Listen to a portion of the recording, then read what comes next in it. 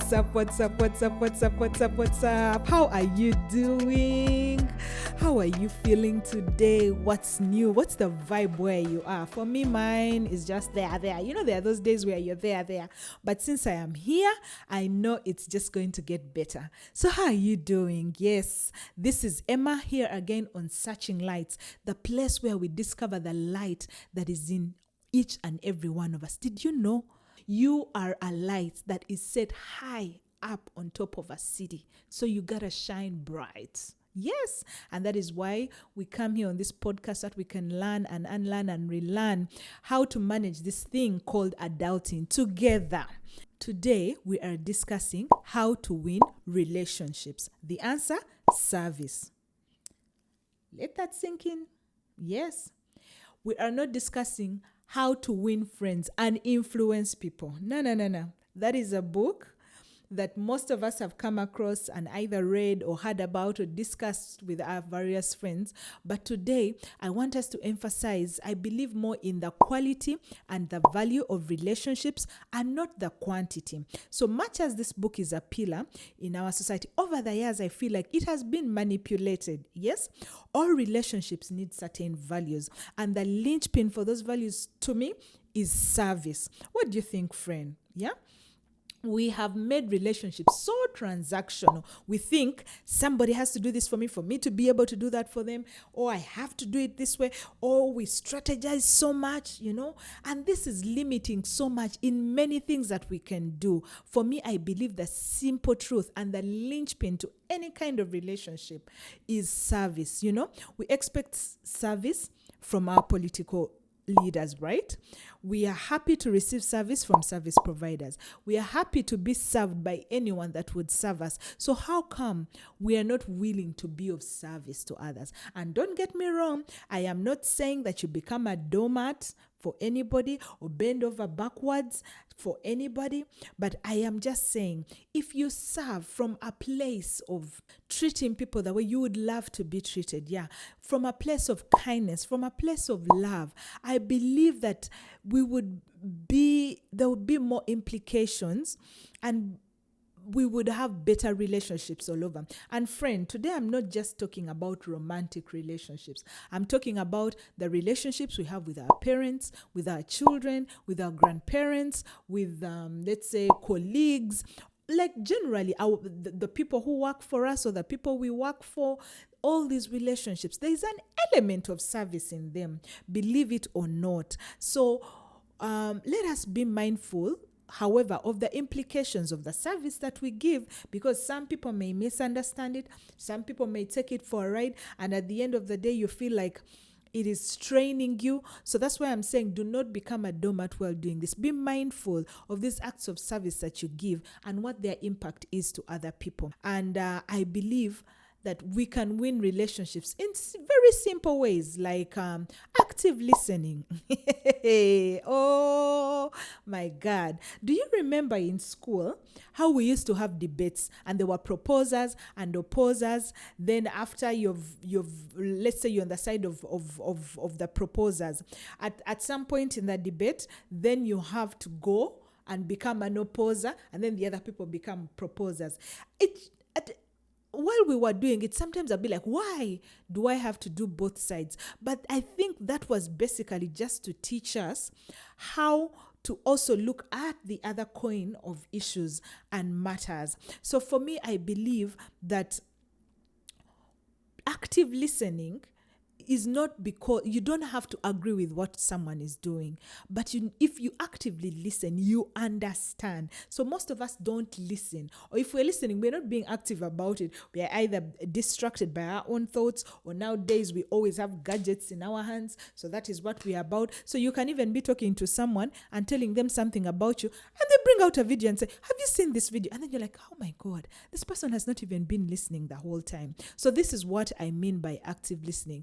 Are you paying attention to what someone is saying? Even if you don't agree with what they are saying, understand where they are coming from. And when we do this, this is able to evoke trust. And when there is trust in relationships, then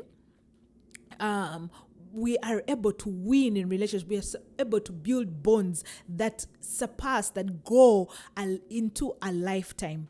Then the other thing that I believe that helps us win in relationships is presence. Yes. Are you available to offer your support with not just you in mind, but the other person in mind? And again, I cannot stress this enough, friend. Do not let yourself be a doormat. I know nowadays we use that statement a lot of, this person is using me. This person only comes to me when they have something they want. This person comes when they have something they need. No. If you have such people, that's toxic. Find a level, draw boundaries. But being present in someone's moment, if someone is going through a challenge, be empathetic. How can you help? How can you add value to this person that you're with, or the people that you're with? Those are the acts that I believe are service. When you're giving advice to someone, are you mindful of the place where this person is, or you're just thinking it's about you? Yeah. So I believe that being present in people's moments, whether good or bad, they help the other person also understand that this is my person. We all like saying, this is my person, but are you the person? Are you the person you want to be? So presence is you just being able to be available in ways that are not strenuous to you, but when they are uplifting to the other person. Then the other aspect could be respect. Oh my God. It is important. Respect is one of the most important things in relationships. Respecting people's time, people's boundaries. Even when you don't agree with someone, you do not have to disrespect them, or you do not have to tell them in a disrespectful way. So how do you respect people? Respecting people begins with how you treat them. Do you treat people the way you'd love to be treated, or even better than you'd love to be treated? Or you only treat people according to what is available for you at that time? So that is not respectful. Do you respect people's boundaries? Do you accept people as they are? All these things are they fall in the category of how we can win relationships. Remember, I'm still emphasizing, I'm not only talking about romantic relationships, much as they are the biggest force in our lives. I'm also talking about the simple relationships, like parent to child, like child to parent, like colleagues, like relations, like people we work with, like grandparent to child. Yes. So respect is a very important aspect. So make sure you're respecting others, and you teach people how to respect you nicely and kindly. You don't even have to be hard on it or raise noise. Like, people have to know how they can approach you, what is acceptable in your space and not acceptable. All these things are things that we look at, and when we practice them more often, then we are winning in the various relationships we have. Then there is staying clear of gossip. Oh my God, we all love some hot soup. Ah, la, la, la, la, la, la.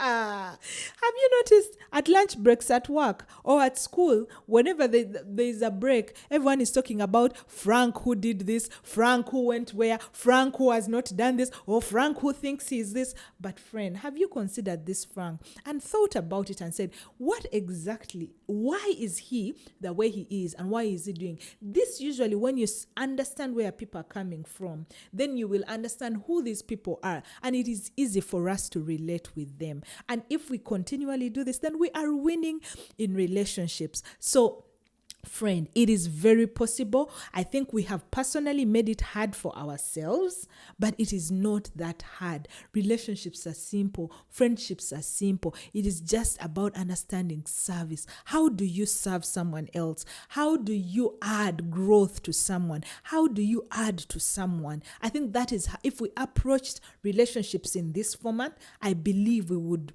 grow and win in many other situations, because relationships breed so much around us. Yeah, so much, because in all formats there's going to be a relationship. Actually, from the moment we are conceived, there's a relationship between the mother and the child in the womb, plus the parent, the father who is even outside the womb, but he's there. His relationship matters at that point. Then from then, as the child comes out, the people who surround that child, the grandparents, the aunties, the uncles, all those are relationships. Then we go to school, we make friends, the cousins that we make, all those are relationships. But to be able to win in these relationships, and it is not about you standing out, or it's not about a prize. It's just about the winning I'm talking about is just the things that do right, because when there is peace and trust in a place, then we are winning, right? Yeah, so we all look forward to such moments. So ask, what can I add to someone, rather than what can someone give me? Because if you're adding to someone, then it is easy for that person to also see ways in which they can give, and that's service. So which leads to growth. And if all of us are growing, then our relationships are getting stronger, the bonds are getting stronger, and we are all winning. So friend, you tell me, what are some of the acts of service that you do in your friendships, and how are you winning in the various relationships that you have? Thank you so much for your time. Please remember to like, to subscribe, to share. I love having you here. Please be back next time. Please share and tell people about Searching Lights, because there's so much more that we are bringing and coming to share with you. Thank you so much. Bye-bye. See you soon.